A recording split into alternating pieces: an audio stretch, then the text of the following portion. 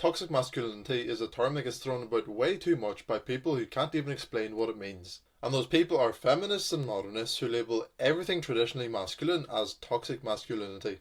So it means that it leaves young men who are looking for direction in their character completely stuck, and they cannot go in the direction that their masculine core wants them to go, and instead have to walk the modern path that society lays out for them, leaving the world with confused, weak and feminine men, because they are scared of doing anything outside of the modern path that's laid out for them, without being labelled as a toxic masculine man. So watch this video until the end to see how society tries to manipulate traditional masculinity into making it seem toxic, and so that we both can continue trying to bring back the strong traditional masculinity. So first, let's define toxic masculinity. Google defines it as a set of attributes and ways of behaving stereotypically associated with or expected of men, regarded as having a negative impact on men and on society as a whole. And I'm sure we could both agree on that. That's a very fair definition. So by that definition, we can use that as a base layer of context. Let's look at some of the things that modernists now deem as toxically masculine. Number 1. Stoicism and not displaying emotion. This article states that men are constantly given the message that they must be self-reliant, independent, physically tough, etc. Men are told that to be this way will make them successful in terms of business, society, and finding a partner.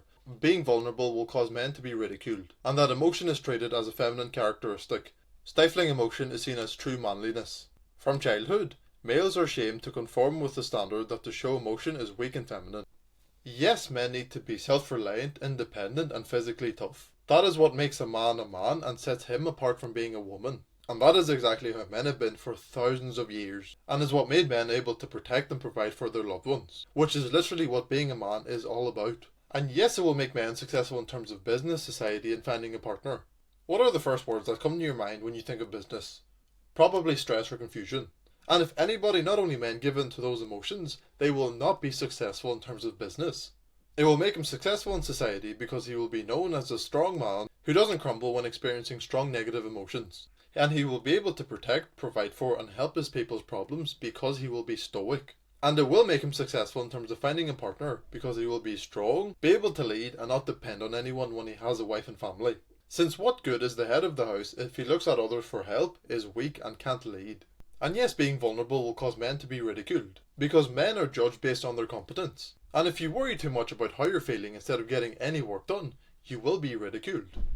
And of course emotion is a feminine characteristic, because tell me, are women more emotional than men? Exactly, that's what makes it a feminine characteristic. And no, stifling emotion isn't true manliness. True manliness is experiencing whatever emotion it may be, but remaining grounded and making the best decision from that point. And yes, it is feminine to show emotion, but that is okay within reason. Because again, if you are spending all of your time worrying about your emotions and feelings, instead of protecting and providing for your people and making the world a better place, I could argue that worrying about your feelings and emotions is toxic, because it has a negative impact on men and society as a whole. Number 2. Being violent, dominant, and risk-taking.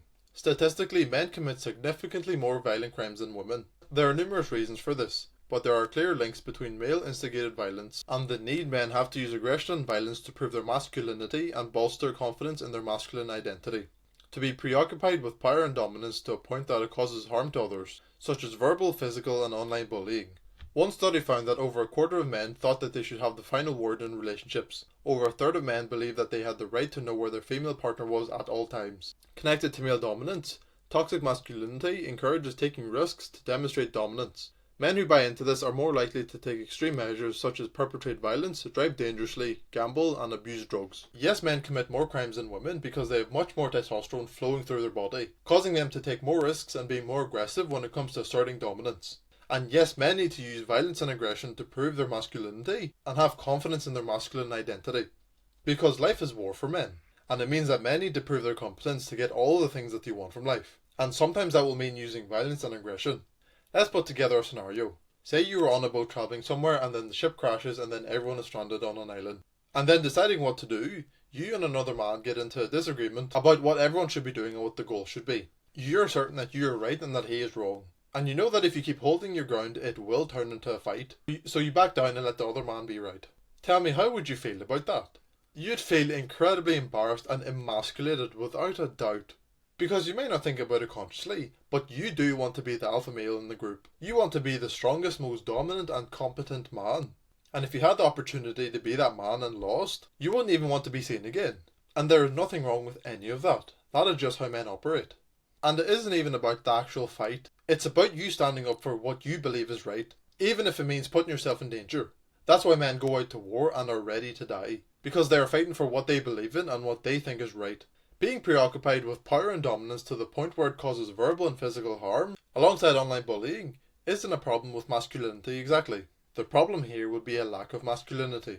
And the biggest part of masculinity is protecting and providing for your loved ones. And if the man even just has time to harm others and bully people, it means that he isn't really protecting and providing for his loved ones as much as he really could, if at all.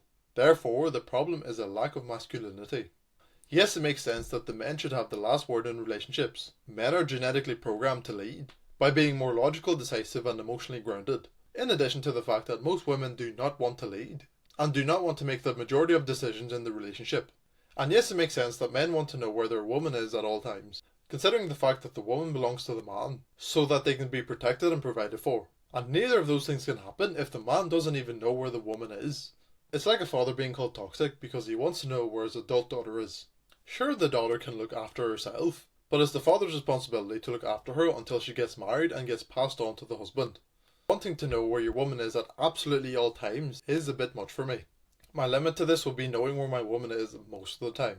But any more than that will fall into the category of a lack of masculinity for these men, as they may have attachment issues or self-confidence issues. So yet again, the problem here isn't because of toxic masculinity. And yes, of course, men who take more risks are more dominant. Without me even giving any details, who do you think is more dominant between a police officer and a shop cashier?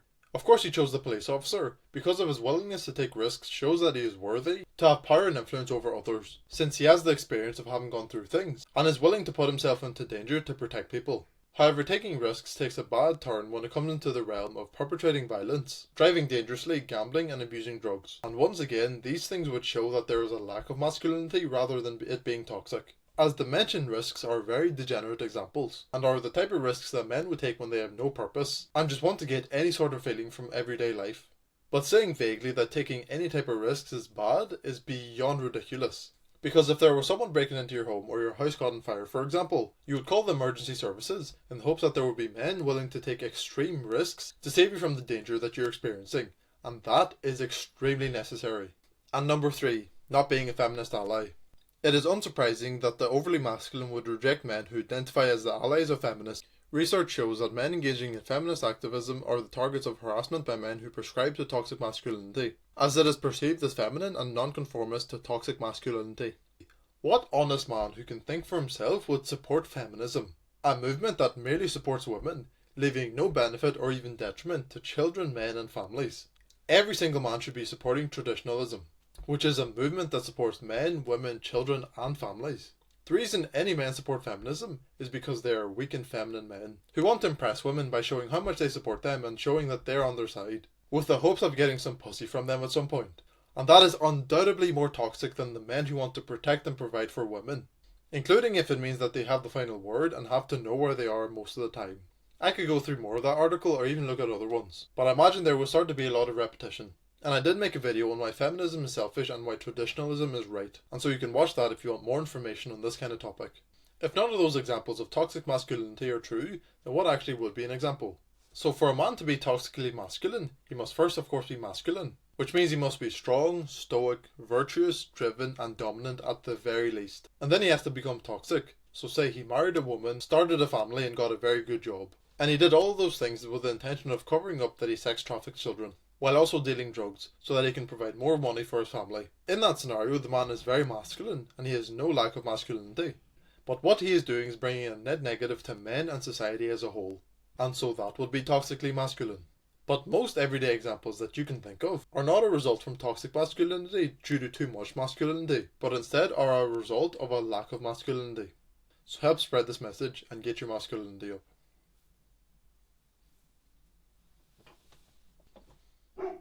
Bailey!